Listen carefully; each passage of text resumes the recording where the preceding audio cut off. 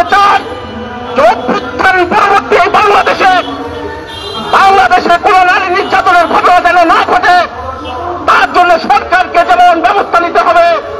পাশাপাশি আমরা দেশের জনগণের কাছে আহ্বান জানাই, পাড়ায় মহল্লায় স্কুলে যে যেখানে আছেন সেখানে আমাদের সংগঠিত ভলেন্টিয়ার বাহিনী গড়ে তুলতে হবে।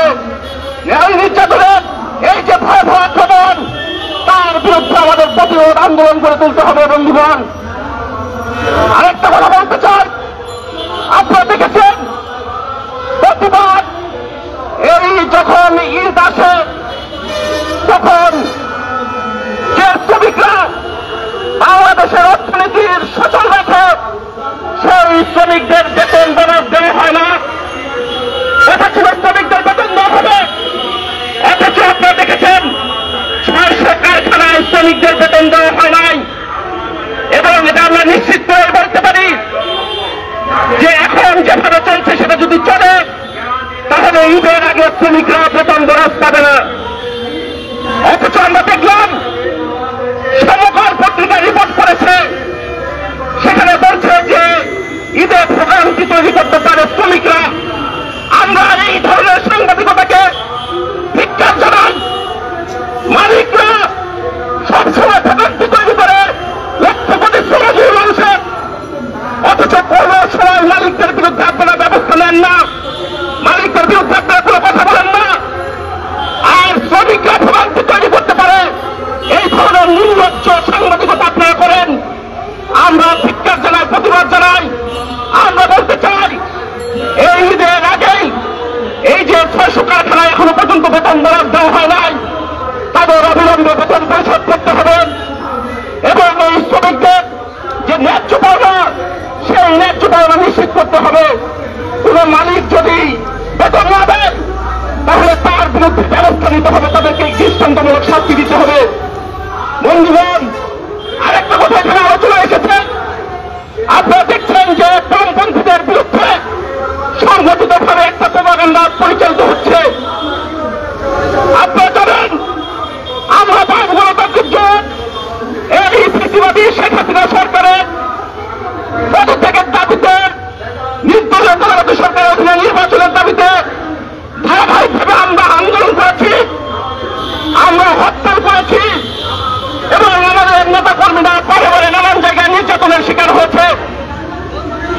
আমরা 2014 এবং 2023 নির্বাচন বর্জন করেছি এবং 2018 সালের যে ভোট ডাকাতির নির্বাচন সেখানে অংশগ্রহণ করলে পরবর্তীতে আমরা বর্জন করেছি। ফলে শেখ হাসিনা সরকারের যে একদলীয় ফ্যাসিবাদী শাসন তার বিরুদ্ধে আমরা লাগাতার আন্দোলন করেছি। ভারতীয় সাম্রাজ্যবাদ এই শেখ হাসিনাকে একচ্ছত্রভাবে যে নির্লজ্জ সমর্থন দিয়েছে তার আমরা প্রতিবাদ জানিয়েছি। রামপালে সুন্দরবন বিদ্যুৎ কেন্দ্র করার বিরোধিতা করে আমরা আন্দোলন করেছি। তেল গ্যাস বিদ্যুৎ বন্ধ যখন বিদেশি কোম্পানিগুলোকে এই জায়গায় চক্রান্ত চলেছে তার বিরুদ্ধে আমরা লড়াই করেছি, আন্দোলন করেছি। অথচ ধারাবাহিকভাবে পরিকল্পিতভাবে আমাদের বিরুদ্ধে একটা প্রপাগান্ডা চালানো হচ্ছে। এই অভ্যুত্থানে আমরা সর্বশক্তি দিয়ে অংশগ্রহণ করেছি। 16 জুলাই বাম গণতান্ত্রিক জোটের পক্ষ থেকে রাজনৈতিকভাবে প্রথম আমরা এই শেখ হাসিনা সরকারের হত্যার দায়িত্ব নিয়ে পদত্যাগ করতে হবে এই প্রেস ক্লাবে দাঁড়িয়ে আমরা স্পষ্টভাবে সে কথা উচ্চারণ করেছি। 26শে জুলাই সেই যখন এখানে নানানভাবে সেখানে যখন বাংলাদেশে যখন কারফিউ চলছিল তখন সেখানে আমাদের সাংস্কৃতিক সংগঠন, আমাদের গণ সংগঠনগুলো, ছাত্র সংগঠনগুলো যেমন প্রতিবাদ আন্দোলন করেছে, আমরা বাম জোটের পক্ষ থেকে তখনও আমরা প্রতিবাদ করেছি। এখানে দহযাত্রা হয়েছে, সেখানে আমরা অংশগ্রহণ করেছি। অথচ পরিকল্পিতভাবে এই ধরনের প্রপাগান্ডা ছড়ানো হচ্ছে, তা আমরা তীব্র নিন্দা এবং প্রতিবাদ জানাই। বন্ধুগণ, এভাবে প্রপাগান্ডা করে প্রচার করে আমাদের যে রাজনীতি সেই রাজনীতিকে এত সহজে নষ্ট করা যাবে না, ধ্বংস করা যাবে না। আদর্শকে কেন্দ্র করে আমরা রাজনীতি করি, আমরা একটা নির্দিষ্ট সংগ্রাম করে তোলা সংগ্রাম আমরা সবসময় করছি। ফলে সেই আদর্শ এবং নৈতিকতাকে ধারণ করে আমাদের সংগ্রাম, এই ঐতিহ্যকে ধারণ করে আমরা আমাদের লড়াই চালিয়ে যাই। আমরা কখনো এখানকার শাসক বুর্জোয়াদের যে রাজনীতি সেই রাজনীতির অংশীদার আমরা